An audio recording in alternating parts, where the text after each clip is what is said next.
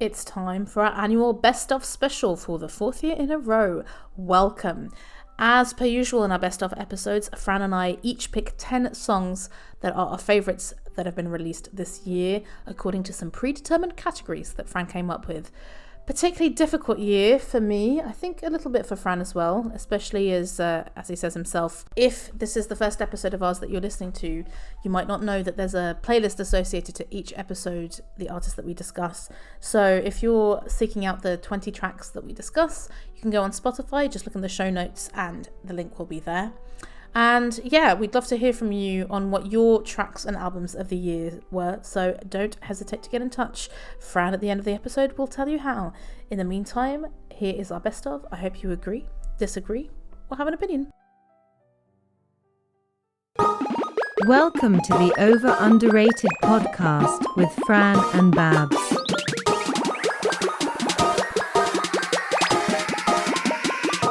Is it over or underrated? It's the end of year special with Fran and Babs from Overrated. How are you doing today, Fran? I am hot, tired, and ready to pod. I thought you were going to say you were hot to go. Yeah, well, 2023 I was hot to go because I've moved on from that. How are you doing, Babs? Well, good luck, babe. I'm doing good. Always look forward to these episodes. I feel like this year has been so much music. This was harder than ever. And I think because I now expect to do these, I'm like looking for new songs leading up to it in a way that I never did before. And that's just too much out there, isn't there? There's a lot of music. I've getting my Spotify stats. I've only listened to 3,000 songs, which I thought was a lot until I saw someone else's wrapped and thought, oh wow, some people are doing like 9,000 songs. So I think I condensed all of my listening into like 2 months. So it feels like I've heard a lot, but I guess over the year I probably had some leaner months to make up for it. I think podcasts, we said before, podcasts have destroyed my listening habits massively. Same. Like I didn't even share my podcast wrapped stats because they're so depressing. Well, just firstly, I think it's something like 56 days of listening, something like that, because I fall asleep to podcasts as well. So same, and then I have to replay it because I completely forgot what I heard. Exactly. Well, sometimes I do, sometimes like there are certain podcasts where it's like, like Patreon episodes where it doesn't really matter what they're talking about. It's like, it's fine, I'll fall asleep to this. But basically my top 5 was almost exactly the same as last year as well. So I was like, yeah, this is telling me nothing new. But musically, definitely a bit more diverse. And actually I've cheated quite a bit with my list because a lot of the songs that I've picked did come out in 2023 as a single, but are on 2024 albums. So. It's always a hard one to do. So for example, English teacher, last year I had one of their songs on 2023. So I've left them alone this year. I feel like you shouldn't have the same album over 2 years. But the album only came out this year. So true. Yes. We're okay. Yes. We're okay. It's kosher. And I haven't included anything Brat related, even though of course this has been everywhere, just because yes, it's our 10 favorite songs of the year, but there are certain people that we want to elevate and others that we've talked about quite a bit. But yeah, there's no Rosalia and no Youngblood this year, Frank. That's a first. I think I've only got one act we've spoken about before, have I? Yep. Okay. 2. Well, 1.5, yeah. With me, possibly none. And possibly that's on purpose. Because there are quite a few acts where I have kind of missed them out. Also, sometimes because I hope we talk about them in more depth in the future. But I mean, these are 10 of my favorite songs, and my long list is now at, let me double check. It's now at 90 tracks, including 4 from your playlist. So I would say that quite a few of mine wouldn't be in my top 40.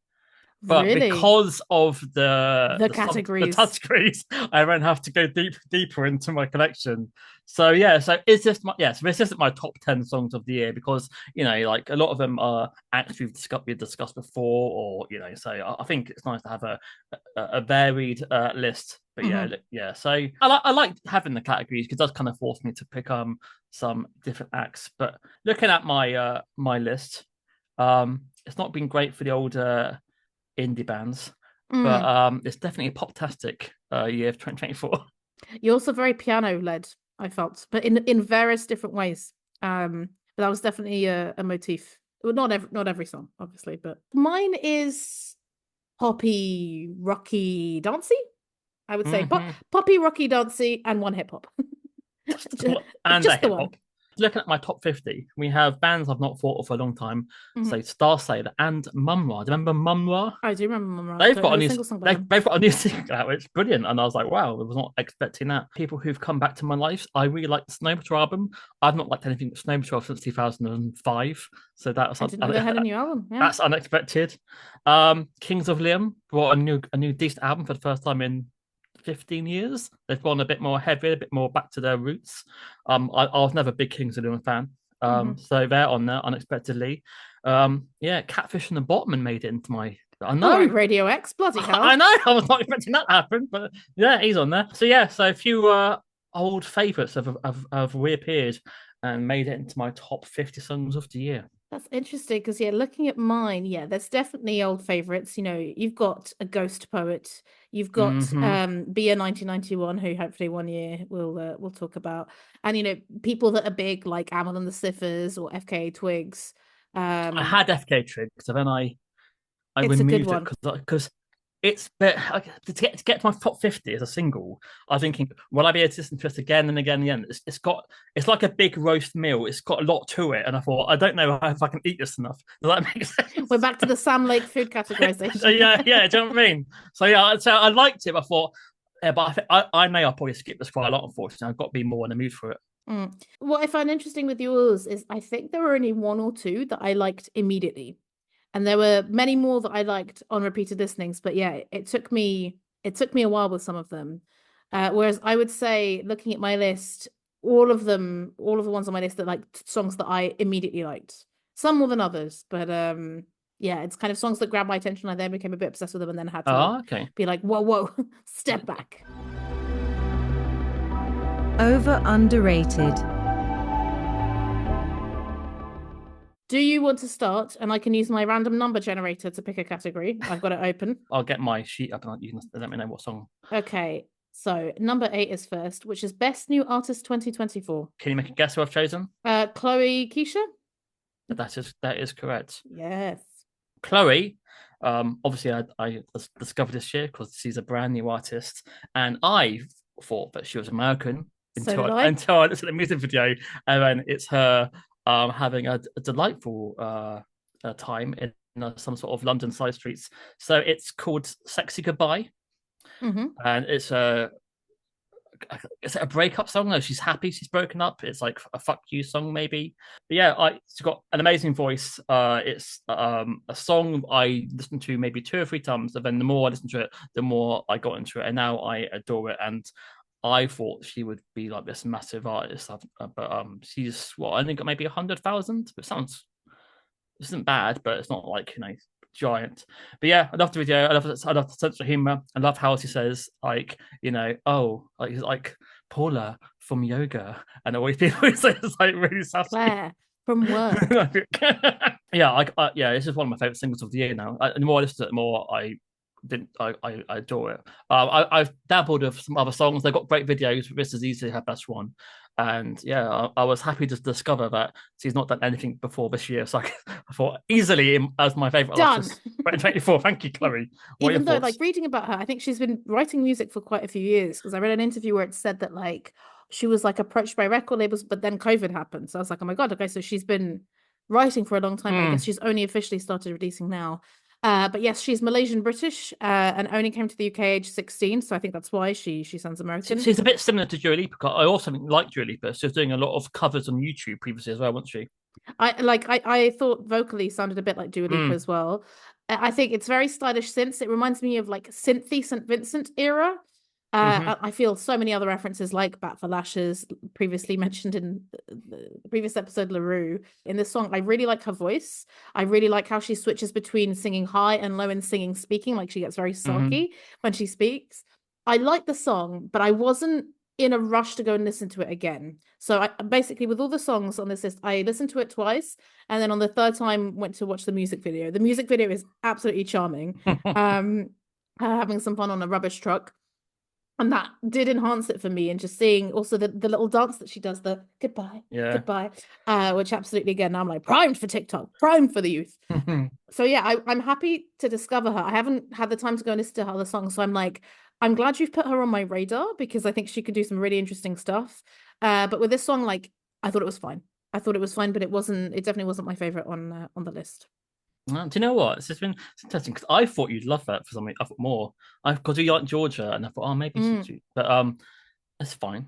that's okay. I'm happy that you didn't find it disgusting. There's only one song that I didn't really like Right. on your Okay. playlist, Okay. and I think you might not guess which one it is as well. Oh. So let's see. Okay. So it's your choice now. Is it your? So mine, okay, so like I said, Fran, my long list of 90, which was 86 before I listened to your playlist, there was only one person on it who hadn't released any songs before 2024, and that is Jade, previously of Little Mix with Angel of My Dreams. So, I really do like the song. And I'm happy to talk about it, but it was just so funny because I was just like, surely. And there's a Portuguese band called Máquina that I was like, oh, it'd be so cool if it could be them because I introduced them to a whole new audience. And on Tidal, they don't have any music from pre-2024, but in real life, they have released it. And I was like, gosh darn it. Yeah, I think this is a really interesting song and music video and kind of straight out of the gate establishing her very differently to how she was in Little Mix. I have to say, like, I'm not a particularly big Little Mix fan at all. Like, there's some songs that I listen to and I'm like, it's fine. There's one they did with Stormzy that I like that I can't even remember the name of. Black Magic's the one I really like. I think. Yeah, see that one? Yeah, not a fan. Or shout out to my ex. But I mean, like I said, I can't even remember the one they did with Stormzy, so that's how much it's kind of penetrated my psyche. But this song starts with sampling Puppet on a String, a song from the 60s, which I think she always wanted to do. And it starts with, that as a distorted sample, then this very glitzy piano comes in, these very lush vocals, and you think, okay, I think I can see what kind of song this is going to be. And like, boy, how wrong you were, because then we have thumping beats, Jade Speaks singing, and it jumps between these two versions, the kind of glitzy, lush piano and the Speak singing. And then they finally come together in this layered final chorus with all these harmonies. And yeah, when I first listened to this, I was like, fucking hell. Like, I don't know what's going on here, but I like it. And I don't know if have heard, there's another version. There's a sad version of the song, sad standing for slow, angelic, dramatic, which is much more kind of musically piano-y, it's really good as well. Like, I prefer the original, but it just goes to show like how much she can do with this song. So I think especially for a manufactured pop star, love the music video, which is, very much demonstrating the lyrics of like the fickle nature of fame, how you're discarded from one day to the next, constantly trying to replace you, the difficult relationship she has with it, when the camera goes flashy, quite funny. We did talk about this briefly, but I have a feeling you like this song as well, right? Yeah, no, I adore this, and she did George Holland, and she started off by doing a bit just with the piano and her vocal. Then she walked into the studio, and then the band jumped on board and did the whole song. I haven't seen that version yet. Yeah, I was not expecting this from a Little Mix member because there's so much thought into 3 minutes. It's literally it's like everything does attacks you, and I'm like, yeah, the chorus is just so infectious, and I can't stop listening to it. Well, it came out maybe like last June or something, I don't know. But I've not had to skip it yet. No, me neither. But have you listened to the other songs she's released? Because those I haven't liked as much. Yeah. Is it going to be like a case? When Gwen Stefani came out with that massive big first banger, and it's never really hit. Is it going to be like we need a really big song to I quite enjoyed Love Angel music, baby, including her song with Johnny Vulture, who I think was Andre 3000, where they're pretending to have sex for the first time. Even that I appreciate. But yeah, I do worry because sometimes when people go solo, they have like this one massive like song, and then they can't live up to it. So hopefully she's got other stuff we will see next year. Yeah, I think she's definitely someone where I'm like, I'm not going to really listen to anything else until she releases an album, and then I'll go and listen to the album. But yeah, love this kind of era of the empowered pop star. Over underrated. So the next one is number 2, which is Best Group. It is a band you may have heard of called James. Oh, there we go. Yeah. This could be the song you don't like. But I thought I will be honest, and I adore this song. So I thought, well, let's put it on there, Fran. If you adore it, put it on. Share it with the world. So like S8E8, they have had their first number 1 album this year. Really? Oh, that's amazing. Because the older guys buying the vinyl is really doing well for them. You know what? I saw they have something like 2.3 million monthly listeners, which I was shocked. Well, because they still so they have areas of the world where they're still massive. So they're gigantic in Greece. They play in Greece. I have Greek friends who've seen them live. Yeah. And Laid was massive in America, hence why it's on the American Pie soundtrack. Mhm. So, and they went to America this year, and so they're still tour America and like South America. So they have pockets of they're still getting quite big. So it's Way Over Your Head, which is, well, I guess, yeah, it's kind of strange really, because like it starts off with the chorus but sung With low. autotune. Yeah. No, and then obviously he has that massive like really low note when he goes raise the nerd. But the album's called Yummy. It's a terrible name for an album, and it's hit and miss. But yeah, like this song just like reached out to me, and at the chorus, it's got like an anthemic chorus, which when I saw them play Bournemouth, I filmed and everyone was singing along to it instantly, and half the crowd hadn't even heard it before, and instantly you could sing along to it. It was I think it may be a bit too emotive, a bit too emotional for you, but it's got a wicked like New Order sort of bass line to the start of it. And yeah, it's not actually a single, which I think is strange because it's easily everyone loves it. But yeah, I've listened to it so many times, and when you love a song, you want to hear it with as many different versions as possible. So I've scoured the internet on YouTube just to try and hear like different live versions to try and find the best one. And I don't want to say that I'm a professional cameraman, but on YouTube, my version of this I recorded is the best one for sound and video. So James sounds are fucking terrible at filming on their phones, believe me. Well, so yeah, I sought out live versions as well because my thought when I heard this song was, oh, I imagine this is a good one to sing along to Yeah, live.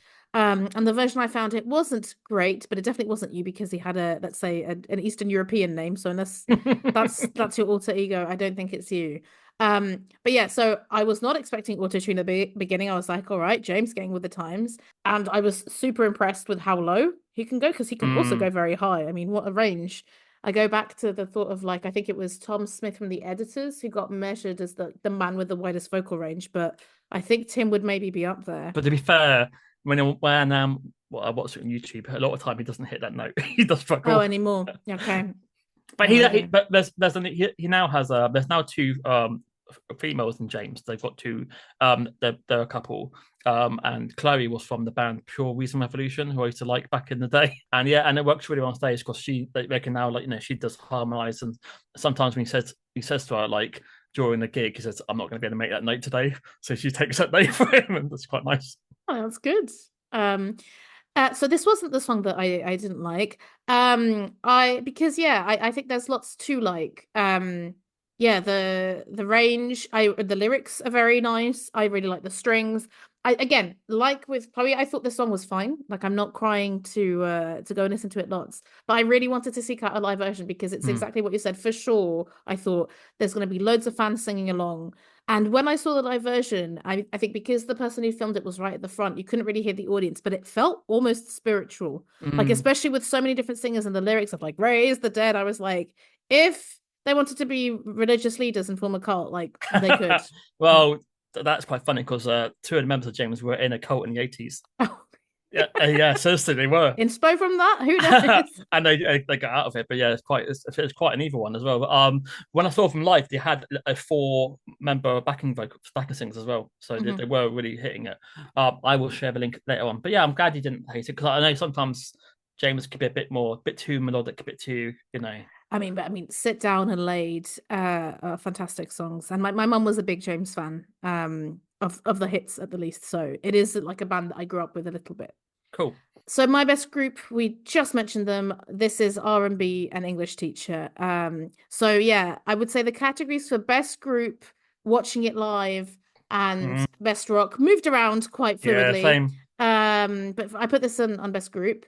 I learned to play the song on bass this year, which was fucking hard. One of the hardest bass lines I've ever had to learn. If you want to check it out, at Babs Plays Bass. But yeah, I really like the album, particularly the song. I was really happy they won the Mercury, especially kind of like a young rock band talking about the difficulties of touring with that message. Yeah, I adore this song not only because of the amazing bass line. This seems like modern post-punk. Someone on YouTube said, and like this makes it sound bad, but I think it's what it is. It's kind of like, oh, this gives me the vibe of spoken word slam poetry but sung, and it's a bit that, like, it's a little bit different. You have a kind of post punky art rocky music, but her vocals are not she's not yelping. She's almost speaks, she's not rapping, but she's kind of speaks singing. And I really like it. And yeah, like I said, the bass is excellent. And then as the other instruments come in for the chorus and it becomes more urgent, you get even more drawn in, especially in that middle eight before the final verse. The dun, dun, dun, dun, dun, dun, dun. Love it. Love to play bass for it. And I really like the playful lyrics. So kind of one of the last verses is, the shivering truth of the matter is so easy to see. If I have stuff to write, then why don't I just write it for me? Despite appearances, I haven't got the voice for R&B, even though I've seen more color shows than KEXPs. So for me, I read it as, she wants to write the kind of music she wants to write, but because the lead singer is a black woman, they're like, oh no, but you should do R&B, and they're kind of typecasting her. And she's like, despite appearances, I haven't got the voice for R&B, even though I've seen more color shows, which are more kind of R&B world music oriented, than KEXPs, which is a little bit more indie oriented. So I love that little reference, which yeah, if you know what she's talking about, is great. And it won't be our last mention of color shows today. So yeah, I just think, yeah, absolutely one of my top songs of 2023 and 2024. I hadn't seen the music video. It's, yeah, a bit of a weird one. It's in black and white. There are two men having a dinner party in one section, the band's in another. But then there's a moment where the band just kind of flip out, go into the dinner party and destroy everything. And then the men just carry on as if nothing's happened, and they have a little kiss at the end. And what's quite sweet is that in the YouTube videos, loads of people are like, the only reason I clicked on this video was because the thumbnail was two men kissing, but I'm really surprised the music is really good. So there we go. What a strange way into English teacher. I know, right? Yeah, I've not seen any of it. I've seen them perform this live. Oh, really? Yeah, because when I did a Mercury, they used to perform. Like as in live version rather than in person. Yeah, no, I've not seen them in person. So last year I had the world's biggest paving slab in my playlist. Great song as well. And then a bit like Chaperone, I completely forgot all about them until about halfway through the year when suddenly they were getting loads of acclaim. So yeah, although the album I don't adore, I was surprised it won the Mercury. But yeah, this is a great song. This is the other great single from the album. Yeah, like I said before, yeah, it's modern post-punk, I guess. X-Ray Specs was doing a similar thing, and another black lead singer back in the 70s. People were saying, "Oh, can you do punk music if you're a black woman? What is this?" Yeah, so I think it still happens to this day. 45 years later, still the same questions. But yeah, she's got she's got a great vocal. Stands out. It easily stands out. I love the bass line. It's great lyrics, and yeah, they're a band that I should love more because obviously I'm into indie music, but a bit like the Last Dinner Party, because I feel like I should like more than I do. I don't get the Last Dinner Party at all. So many like different kinds of people be like, no, but really, like, give them a chance, and I'm like, I don't get it. I like two singles, but like this year when I was looking at my best albums for 2024, I thought I'd give it another go because I feel like it should be for me. And I don't know. Yeah, it's something. But see, I would say the same for the English Teacher album, because I do find, I think it is a good album, but it's quite an uneven album.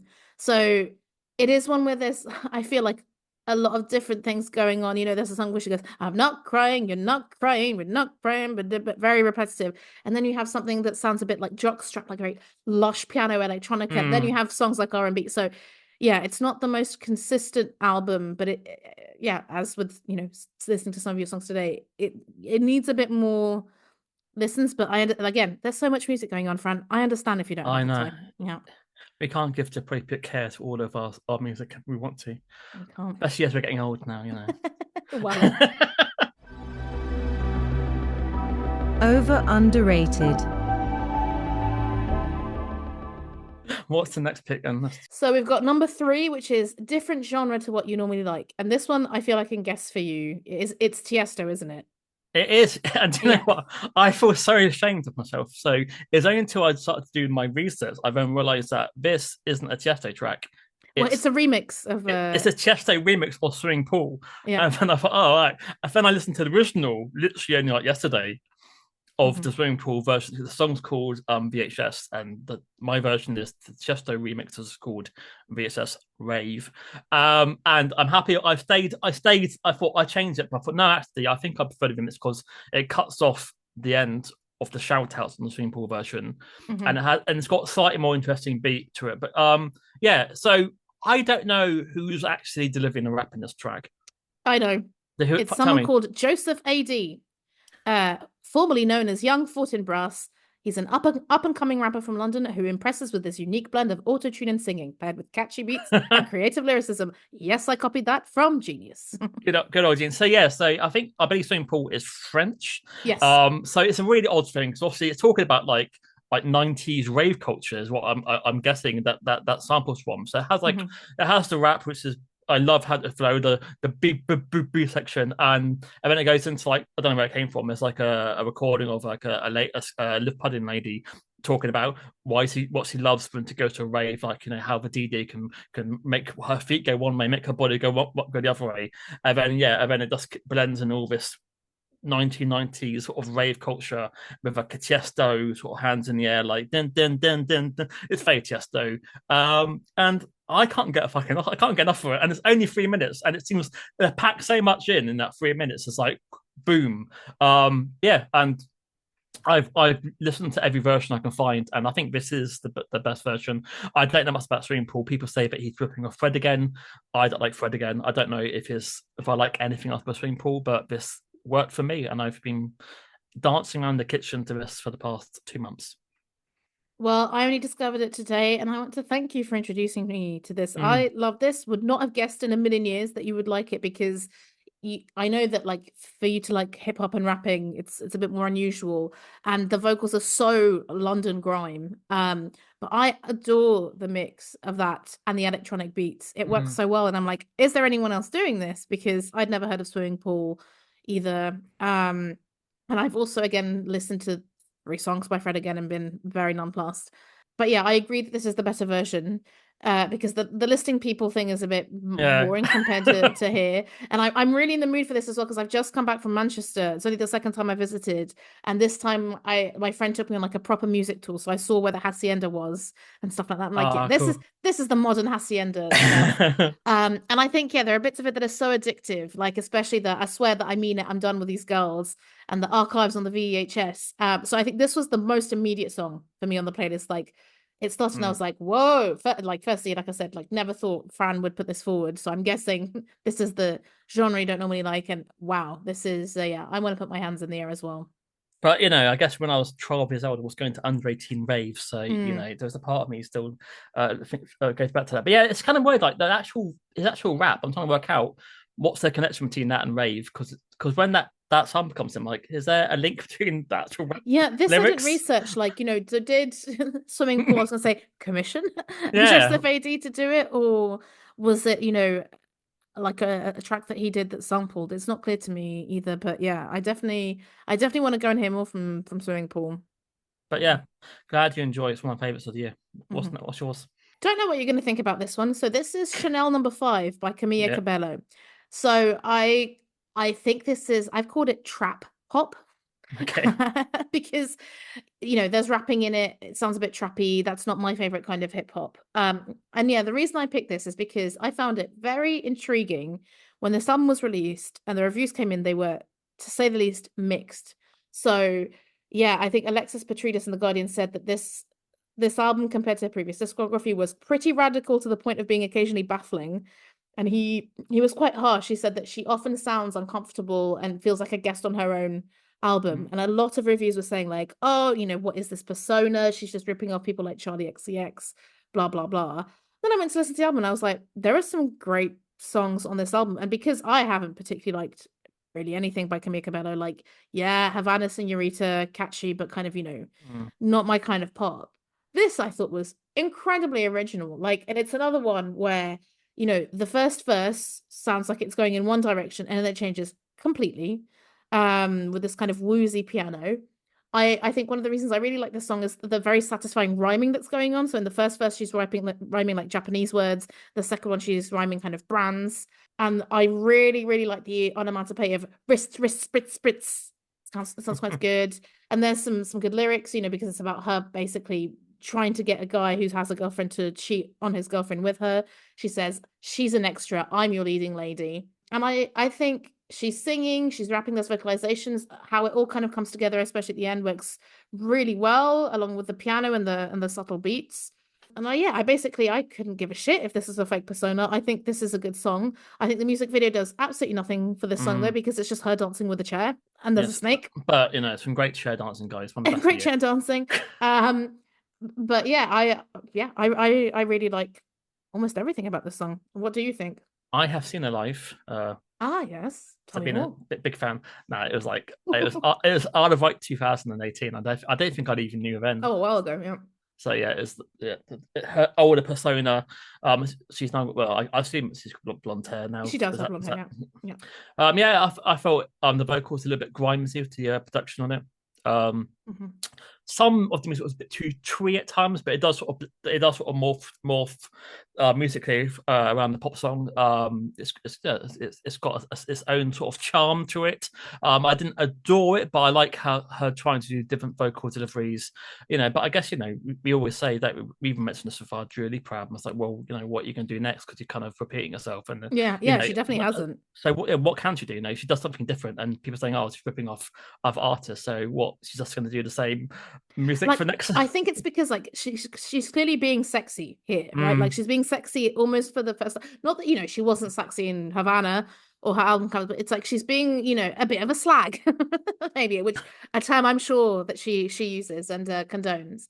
And I think I've seen in some written interviews where she's just basically like, oh, like I'm a freaky weirdo person, and that does come across as a bit strange when she has come across as a very mainstream pop star. But again, I'm like, I don't really care. Like, as in, like, that's not what I'm not watching her while listening to the music, be like, be sexy, woman. I'm just listening to the song, and vocally, yeah, I'm convinced. Go off, have the affair, ruin their relationship. I don't mind. But I was hoping to listen to it before, but I know that Soda Jerker did an episode with her, and I think they apparently she talks a lot about what she really likes about autotune, and I was like, oh, this sounds really interesting. Soda Jerker, I think, are very genre agnostic, and it was really funny seeing the Instagram comments of some people being like, oh, but autotune is horrible, and then Soda Jerker were like, it's just another technique, and there's so many people not using autotune. You don't have to listen to her. Why not go for it? So yeah, and obviously, as if you're playing bingo, I have listened to a Switched On Pop episode that kind of talks about this song, I think in the context of kind of like summer of girl pop. So I think it was her, Charlie, and maybe Sabrina Carpenter or Chappell Roan as well, where they explain like the Japanese meanings as well behind some of the words. And yeah, I think it's really interesting, daring pop, and more of it, please. But looking at Spotify, like, it's been 5 years since her last album, so of course it's going to change in 5 years. Yeah, it's been a long time, mate. but is it because the album's got a C and X and O in it? Is that the lazy comparison to Charlie XCX because it's got a similar but even so, Fran, this is the one where I'm like admitting I've become obsessed with Diet Pepsi by Addison Rae. Have you heard that yet? Yes, I have. Oh my god, because I'm just like, this is the most manufactured pop, but like she's such a manufactured person, but it's such good music. But in it, she literally says something XO. So I'm like, is this just what the kids are doing now? Like they're saying XO, and yeah, I mean she's a C as well, but I mean I think there are Charlie XCX influences, but she's not the only one with Charlie XCX influences. So over underrated. But anyway, what's the next on the what's the word for it? Random number generator. The random number generator. It is number 4, which is your favorite song not in English. Well, this is I think I came up with these topics about 3 years ago, and they really bite me on the ass, aren't they? so yeah, as an English speaking person, I am struggling, and so this year I had to leave my top 50 and just go through anything I liked this year. And I had liked an artist I've never heard before until I hadn't heard of this year, which is I assume I should probably research this, but Medal Mokhtar, hopefully and yeah, they're a band from Niger, I think is a pronunciation we're going to go for, and we've got a song called Funeral for Justice, and yeah, it hits you straight in with like is it math rock, maybe kind of like guitar. It's Mars Volta sort of like straight away, like that's so interesting. I went for King Gizzard more. Oh yes, yeah, but yeah. It almost sounds like it's sped up.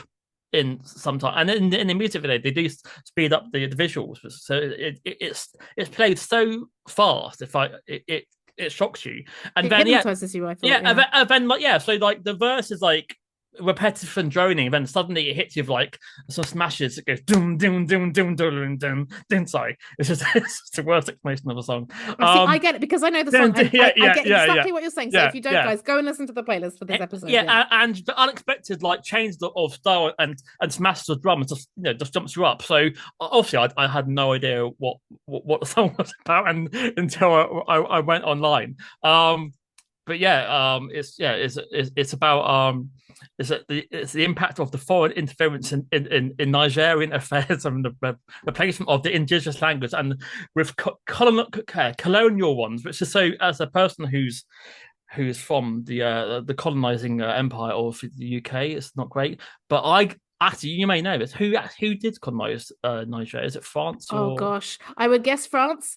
Well, having just been to Senegal and Guinea, who were colonized by France, but the Portuguese were also there. I learned a lot about what Portuguese people did. I think it was France, just because he says the first two lines are, "Dear African leaders, hear my burning question. Why does your ear only heed France and America?" Yes, we have. I've quick Google. France ran it from 1900 to 1960. It's quite. I mean, it's the first time I've probably heard a rock band from Africa, apart from the ones that Paul Simon hung out with in the 80s. So unexpected and great, and it's getting loads of critics are jumping on us. I don't know how they broke through. I don't know how the Western journalists discovered the band, but yeah, it's got a slick music video and it's got a great sound. And like I said, if you're fans of like Mars Volta or King Lizard, I think you'll be a fan of this song.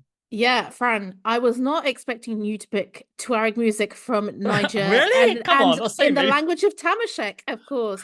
Yeah, I'm kind of with you on everything you said. It hit me over the head in a really good way. I think the only similar music I know is Tenare, which the big ones, who I fell asleep to at Best Kept Secrets 2023 because we weren't watching them.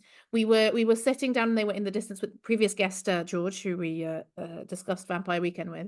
And I think it was day 3, and we were just like, right, okay, we're now like we have been on our feet and staying up late, so we're gonna just it's very relaxing and very hypnotic. So yeah, the guitar playing is literally electric. The drums make it so hypnotic, and then like you say, then when it shifts, you're like, whoa, okay, hang on, I thought we were on, but now we're not.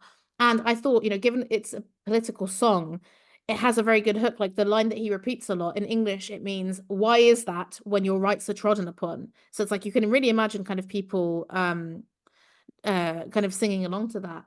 And yeah, they are on Matador. So I guess someone from Matador at some point discovered them. And I think I read on Spotify that like there was a coup in Niger last year while he was touring in the US and then had to kind of stay there and I think recorded an acoustic version of this album, which is going to be released, which is very intriguing with some musicians that he was touring with. But yeah, never heard of him. Like I said, the only introduction I had to, I think, people call this kind of music Tissue Marin or Tuareg rock or desert blues.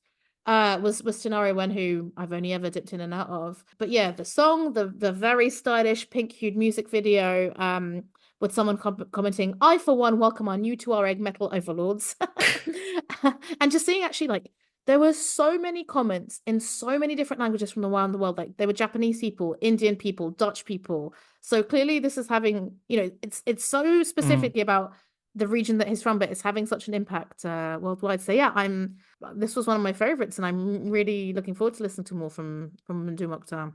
Happy to hear it. So what's your pick? So my pick is a song it's called in Portuguese Deixem o Morto Morrer, and it's by an artist called Ana Lua Caiano. So I have mentioned her before because I watched her in very unusual circumstances. So when I was in Luxembourg visiting my dad, he had an invite to a concert of hers that was organized by the Portuguese embassy, where there was some Luxembourgish royalty there at like a concert hall, right?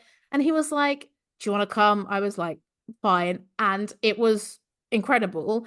But what was kind of unbelievable was that it was in this very formal context. And I was like the person the most grieving at the end. My dad was like, yeah, you were the person for whom this concert was the most for. Like everyone else was like a bit suited up and a bit stuffy.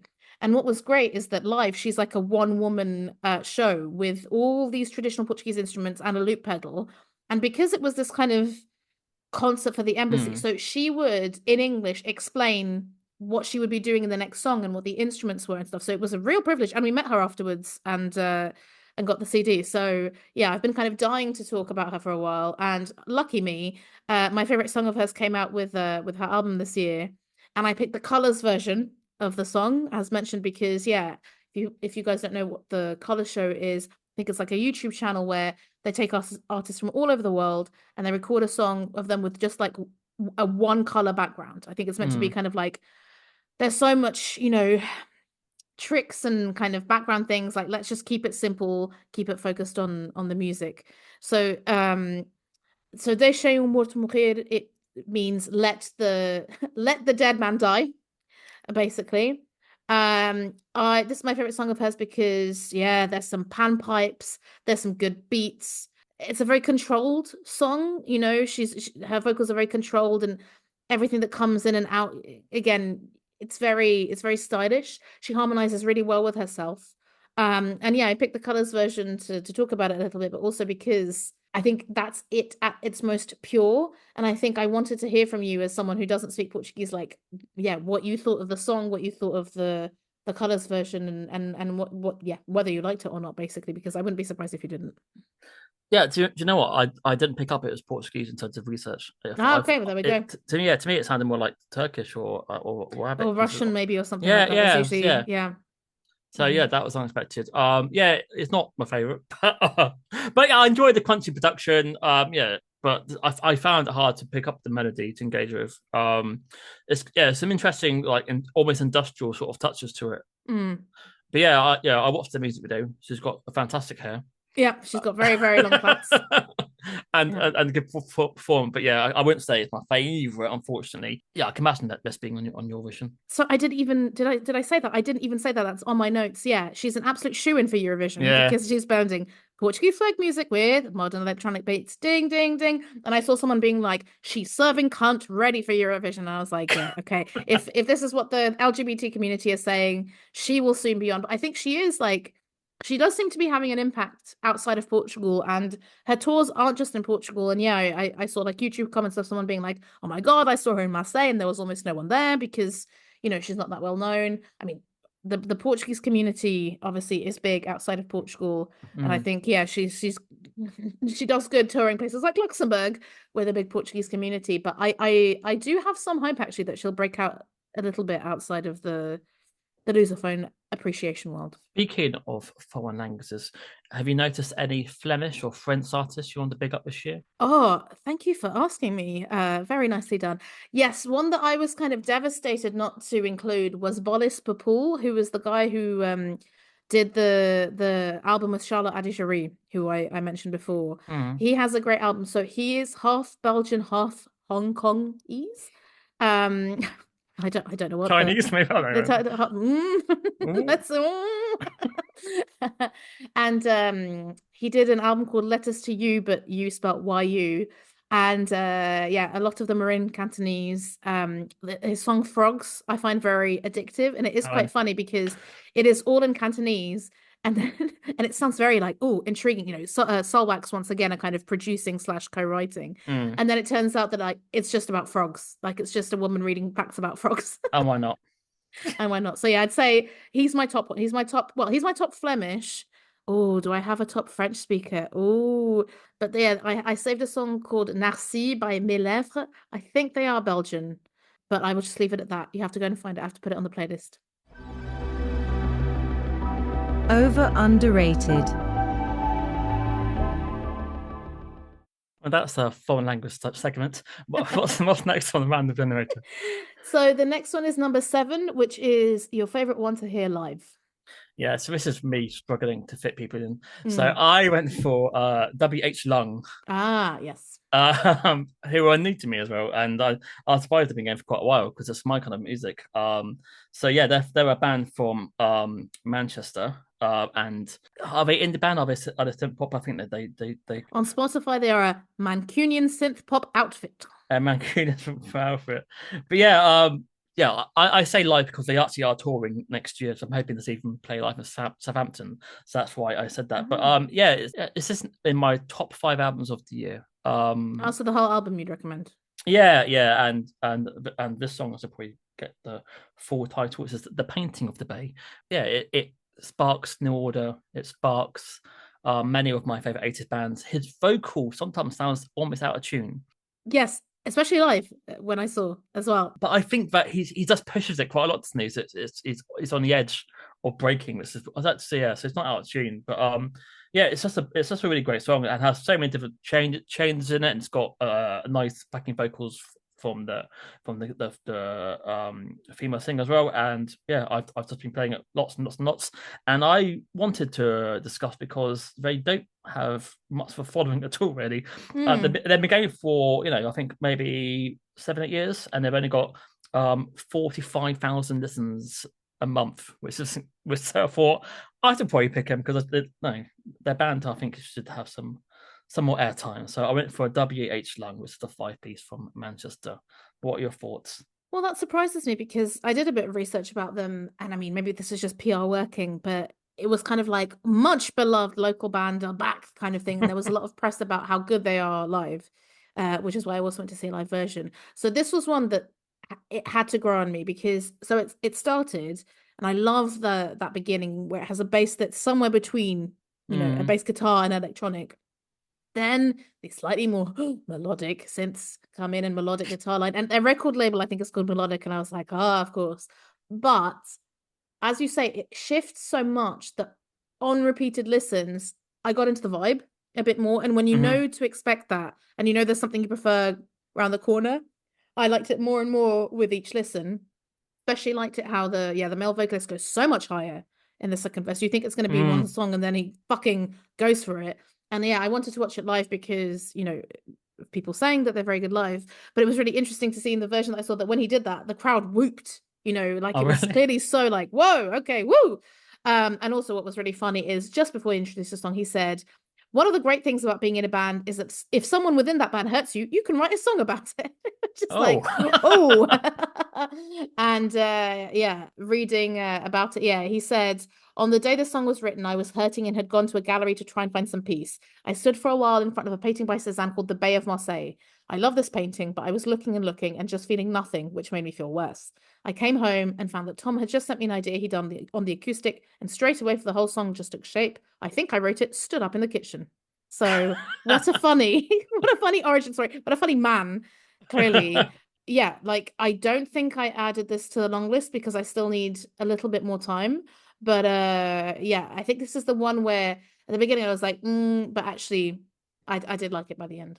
Yeah, to try the album, there's quite a few bangers on the album. Hmm. And like I said, it's like, I don't know why they've got such a small following. But and the fact they brought out, 3 albums is, Yeah. so yeah. So I will be seeing him in a tiny venue, hopefully in Southampton, and I'll let you know how he sounds Yeah, live. but please do, please do. Well, my song is a song and band I've seen live. It's Perhaps by Goat Girl. Again, like Hmm. I said, things shifted around. But in the end, I did think this one made sense because it's the glorious thing. I love it when it happens when like a song that you were kind of indifferent to or, wasn't one of your favorites, then you watch it live and it completely Oh, changes that okay. relationship for you. And that's what happened with this song because Goat Girl, I'm gonna say, what's the shorthand like? This generation's Blur? Question mark? Something along those lines. I think they've definitely supported Blur in the past. It starts very quiet, very slow, only guitar and vocals. The keyboard and bass comes in, and then there's this transition where there's this kind of grating guitar, and then there's just this endless repetition of, I think her name is Rosie saying, see it in our lives, seen it in all their Mm. eyes. And then all these harmonies come in, and then more and more and more instruments come in until like, yeah, it's layered to death before, of course, everything's taken away. And it was really hypnotic to watch live. Like I really felt the music through my body in a way that I hadn't really paid attention to when just listening to the album, because I think I mentioned on a previous episode, like this is their third album and it's maybe my least favorite. But yeah, after watching them live, like I actually appreciated the album still a lot more. It's really good, and this inspired me to start a playlist which I have titled "Holy Shit, the ending of this song really elevates it to another level," which currently has 8 tracks. Any suggestions for it, let me know. So almost, yeah, so a bit like James's Way Over Your Head. Mm, I don't mind Go-Go. I didn't like the song, and interesting. I'm Okay. not I'm not into the repetitive chorus too much really. Mhm. I mean, like when the internet says see it in our lives, seeing it in our eyes suggests a collective awakening, but I wasn't awakened, unfortunately. Okay, you were falling asleep. I kept thinking, I think I like Go Goers. I kept giving it another listen, and I just preferred the older material. But have you listened to any of the singles from this album, like No, Motorway? I must have, because obviously in my research, but yeah, nothing stood out for me. And Mhm. I like her voice and I like the production, and it creates like a vivid picture. But yeah, I just couldn't jump. I couldn't jump on it, Fair unfortunately. enough. Fran, I just hope you get to see them live and maybe you reconsider. But Blur, Yeah, I would say just because it's that sad thing. Blur, maybe Sad Lush. sad Blur. No. But they've got Lush as well. They've Did they got do- Lush and Upbeat. Well, I was thinking more, I guess, like Think Tank Blur, Yeah, it's a right? sad Blur. Well, yeah. Thoughtful Blur. Maybe the post Justin years. So they... That's the end of part 1. And that is the end of part 1. Yes, we are making this a 2-parter because we discuss songs for far too long. I mean, it is an entire year's worth of music, so we will be back on New Year's Day with the second part of this podcast. Hope you enjoyed it so far, and let us know of your favourite songs of the year. You can do that by following and subscribing us on wherever you get your podcasts, and then popping onto social media, and you can say hello to us on Instagram, where we are called Over Underrated Music Pod.